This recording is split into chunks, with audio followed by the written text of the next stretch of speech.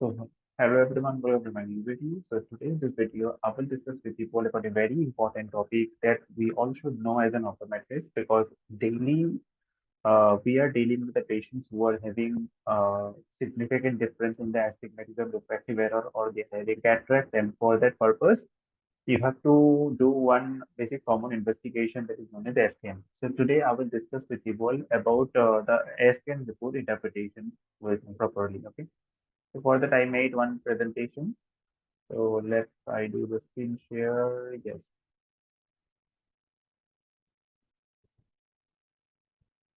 fine. So this is the presentation. And here, let me put the cursor. Here, this is the IOL Master 500. There is two variant of IOL Master. Okay, one is IOL Master 700 and another is IOL Master 500. So today I will talk on IOL Master 500 and its report interpretation properties. Okay. So let's start.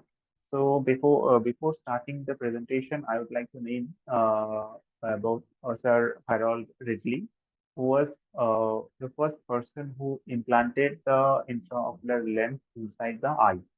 So he first did the intraocular lens implantation, but after the implantation, unfortunately, the post-operative refractive surprise was -21. Then also we have to give the credit that he introduced this technique. Okay, now this is the IOL Master 500 machine that we have in our OPD, and also I'm going to discuss about this instrument only.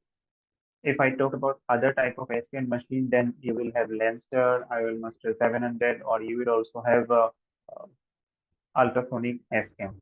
But this IOL Master 500 is based on partial coherence interferometry. Okay, so it's not an ultrasonic SKN, but the principle is same that it gives the result in amplitude manner or spike manner, where when the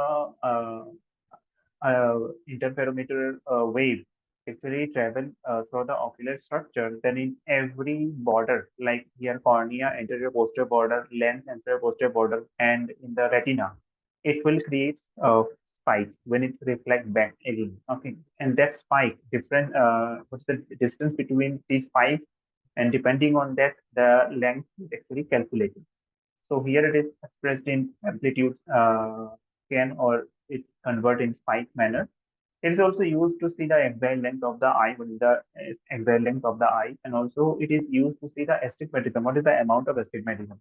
Suppose you are doing one patient, woke up and you found some suddenly that his astigmatism is about three diopter or four diopters, and in other eye it is only 1.5 diopters. So here a quite difference of astigmatism. If it is in between 1.5 to 2 difference in astigmatism in the both eye, then definitely you should suggest the patient to go for the scan to see what is the corneal curvature and K1, K2 rating. Okay, and also the scan is mainly used to calculate the intraocular lens power. Okay, so here this is the report of the IOL Master 500 scan.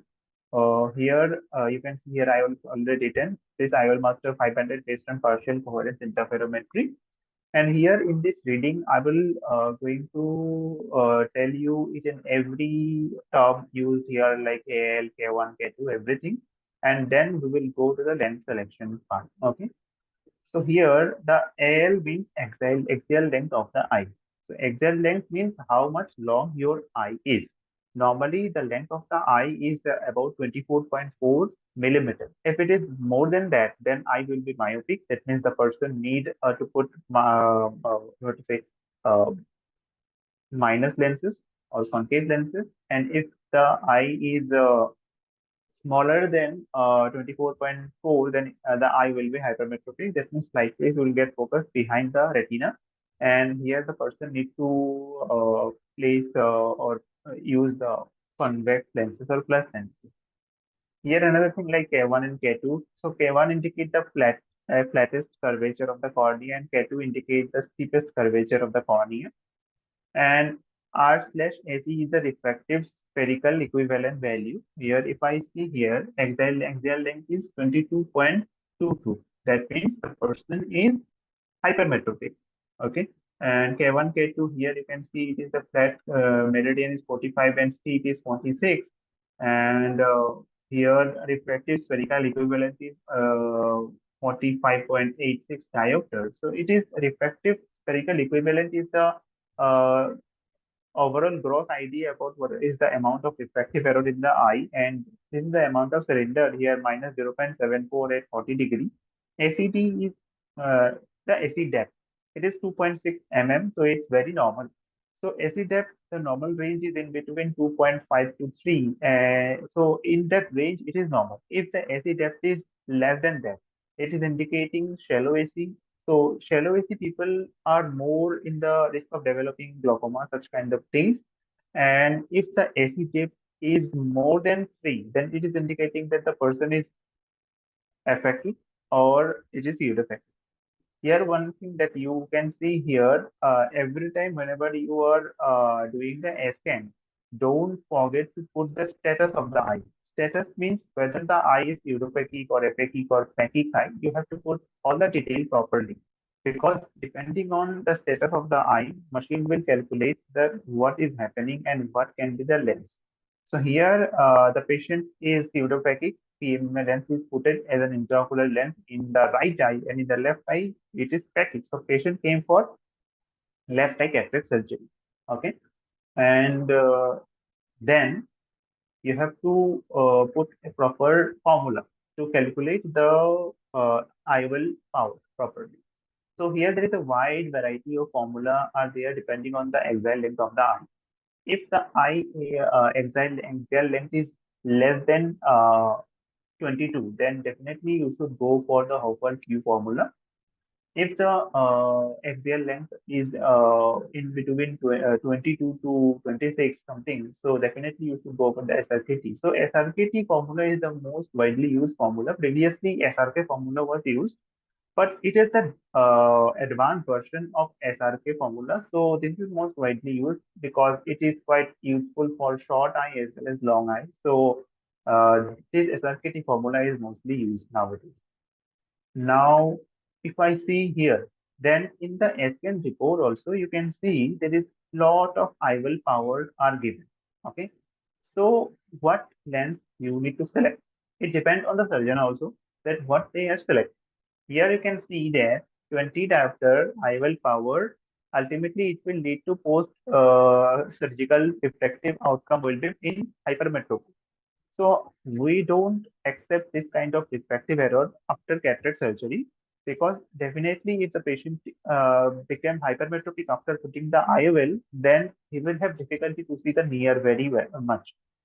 So that is why it's not acceptable to make the patient hypermetropic. So definitely you should select the IOL power which is near to zero or zero. Zero indicate it is hemetropic. That means if you, it means if the surgeon do the surgery very well, then post-surgical effective outcome will be very much nil or zero or hemetropic. That means the person will have 6 by 6 vision without any corrective glasses. In some patients, when the surgeon wants that the patient need to put the near glasses in a less power manner, then surgeon intentionally make the patient quite myopic, okay, so that the person will have less power for the near one. So that is why he should select this kind of power. Here it is giving myopic power. So it depends on the surgeon that what he prefers. Normally, the 21.0, if the patient select for multifocal intraocular lens, then it will give clear vision for distant, intermediate, near. But if the patient is only selecting the economical lenses, that is not that much expensive and monofocal or single focus IOL, then definitely if the surgeon think that he should give less power for the near, because ultimately in the near addition patient need to put it right. So in that case, the surgeon will select this kind of power 22 that will make the patient quite myopic. So patient will not have 6 by 6 fully in for the distance, but he will also having quite clear vision for the near, and he needs less near power. Okay, so that is how it is selected. So here in this case, you can see that here it is 23.5, that is very much near to zero or imetropic. So that is why surgeon has to select this power.